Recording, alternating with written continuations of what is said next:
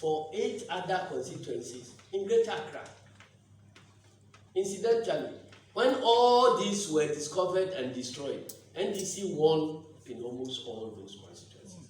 So they knew they couldn't win those constituencies, and they were going to use those printed ballot papers. We don't know how many we could not intercept.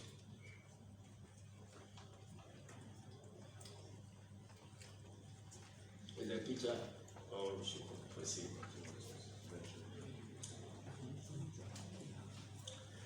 Ghanaians will recall that there were reports of persons caught in constituencies such as Ejura, which we saw earlier, Manson Kwanta, and Asawasi, all in the Ashanti region, with thumb-printed ballot papers with the official seal of the Electoral Commission. The Electoral Commission, therefore, has more questions to answer as to why it supervised the printing of excess ballot papers and how their official seals found their way into the hands of unauthorized persons. In view of the apparent complicity and collusion by indolent printing press in this heinous crime, NDC is at a loss as to why the Commission continues to do business with that company. When the 1 million ballot papers were discovered, the Electoral Commission denied knowledge and involvement in the printing. Now, if as a bank, you give a security printer a certain number of your checkbooks to be printed, after printing and you taking delivery, you realize that that security printer has printed several extra checkbooks without your authorization. Would you continue giving that company work to do? Why is it that unimpeachable evidence before you, the NDC has no other choice than to accept the challenge by the Electoral Commission, provide them with the evidence and assistance to investigate the matter to unravel the truth for all Ghanaians to see? Bosman Asari claimed that the EC knew nothing about the security arrangement for the 2020 elections and could therefore not be held liable for the extrajudicial killings of innocent citizens. This is a shocking display of dishonesty and lack of respect for the people of Ghana. First of all, the EC was the organizer of the elections that took place in 2020. It was impossible for any other institution to fashion out security arrangement for the said elections without recourse to the Electoral Commission. It is important here to underscore the fact that the EC and the Ghana Police Service led the National Security Task Force that was responsible for all security arrangements for the elections. Indeed, the person in charge of security at both the collation center and polling station are the returning officers and presiding officer respectively, both of whom are officials of the Electoral Commission. When you go to any polling station, the person who can give security instructions to the security personnel is the presiding officer. If he directs that even a party agent must be removed from the area, the police officer will comply. The same thing happens when you come to collation center. The returning officer is in charge. And these are officials of the Electoral Commission. So don't you see something wrong with anybody who is making that assertion that the Electoral Commission has nothing to do with security in elections? Don't you see it? Well, if you don't, I see it.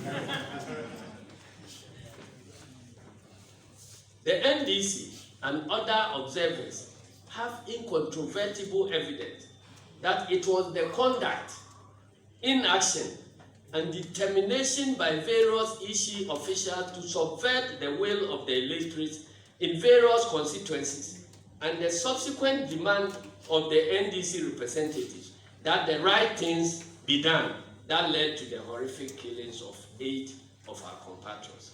The EC can therefore not extricate itself from the complicity in the needless loss of lives witnessed in the 2020 election.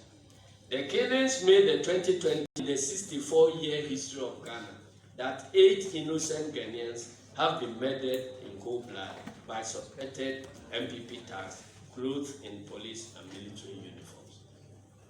This was what was happening. And you see,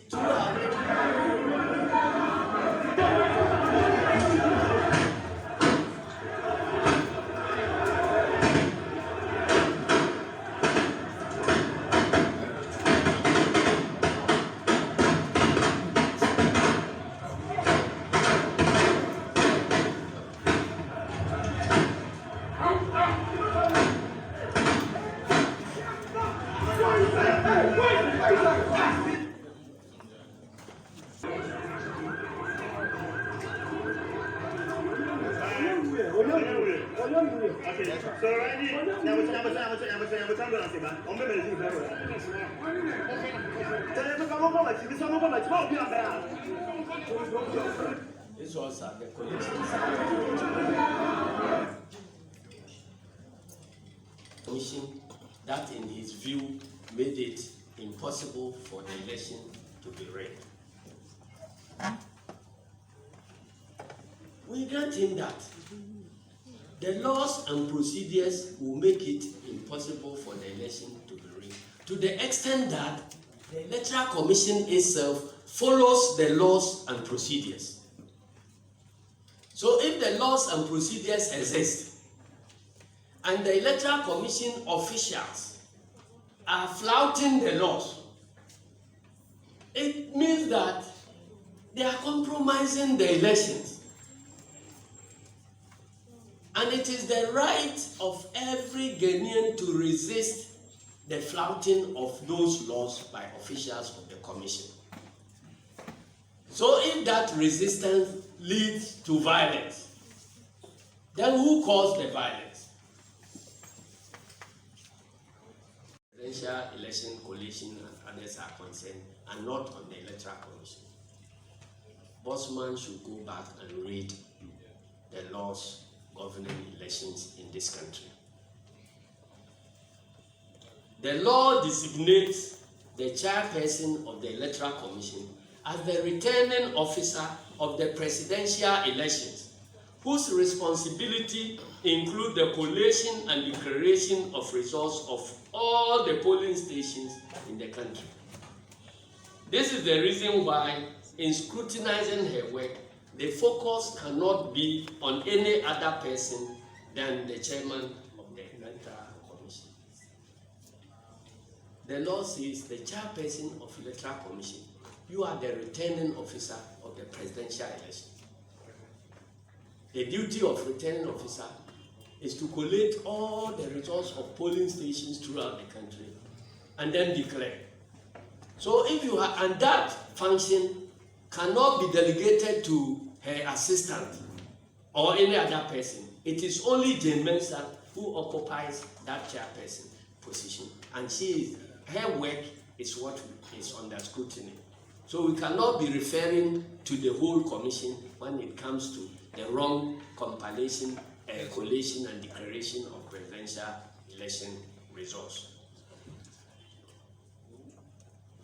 Ladies and gentlemen, before I conclude, they are saying this is the best election ever held.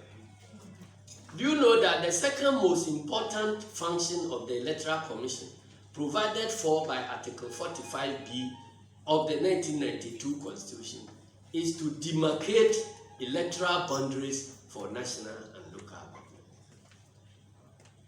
Their first function is to compile credible voters register. Second function, demarcate electoral boundaries, i.e. constituencies in the case of this election. This was what they failed to do. There was a monumental failure on the part of the Commission to discharge this all-important function in 2020 elections, because this is the first time ever in the history of Ghana where the people of a whole district were disenfranchised, resulting in the lack of representation in the 8th Parliament of the 4th Republic of Ghana, that particular district, that comprises of Central Kofi, Akpafu, Lolubi, and Likwe. This constitutes a serious breach of the law and democratic principle of no taxation without representation. How can you have a section of the whole country who pay taxes and yet they are not represented in Parliament? They are not represented where the taxes are determined and yet they pay taxes. And the one who created this situation expects the citizens to be clapping for them for a good job done.